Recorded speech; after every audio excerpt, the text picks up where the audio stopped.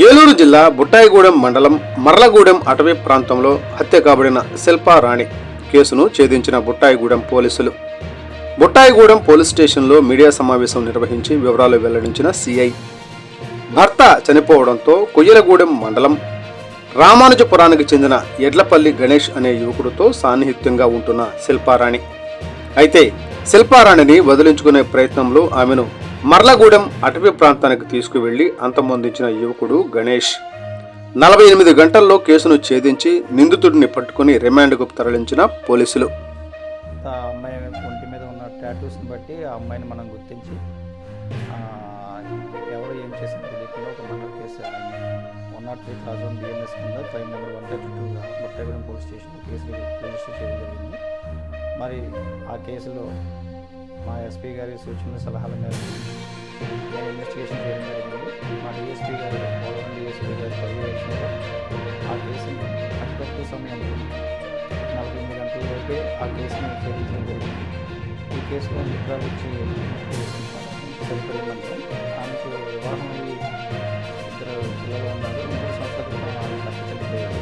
తల్లిదండ్రులతో వచ్చి మనసులో కారణంగా గంగారెడ్డి అడ్డుకుంటుంది. ఆమెకు ఒక అబ్బాయితో ఒక 8 మంత్స్ నుంచి పరిచయం ఏర్పడింది.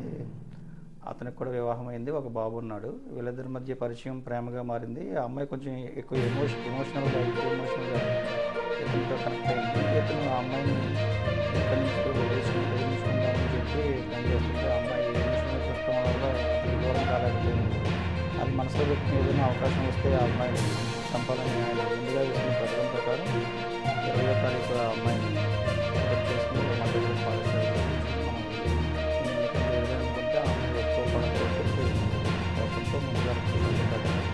అక్కడ ఉన్న ఒక జామాయిలు కర్ర తీసుకుని ఆమె తల మీద బలంగా చంపడం జరిగింది. ఎలాంటి క్లూస్ లేని కేసుని మనం ఒక 48 గంటల్లో షేర్ చేసి నిన్న సాయంత్రం ఆ ముద్దాయిని అరెస్ట్ చేయడం జరిగింది. ఈ కేసుని ఇంత తక్కువ టైంలో అరెస్ట్ చేసినందుకు గాను ఛేదించినందుకు గాను జిల్లా ఎస్పీ గారు పోలవరం సబ్ డివిజనల్ స్టాఫ్ని బుట్టాయిగూడెం పోలీస్ స్టేషన్ అందరినీ అభినందించడం జరిగింది. ఈ కేసులో అతి తక్కువ టైంలోనే కేసు ట్రయల్కి వచ్చేలాగా షార్ట్షీట్ కేసు మనకి ఏలూరు జిల్లాలో మీరు అబ్జర్వ్ చేస్తుంటారు. ఈ మధ్య కోర్టు మానిటరింగ్ సిస్టమ్ అనే ద్వారా చాలా త్వరితగతిన కేసులు ట్రయల్కి వచ్చి 100% కన్విక్షన్ ఇచ్చేలాగా జరుగుతున్నాయి.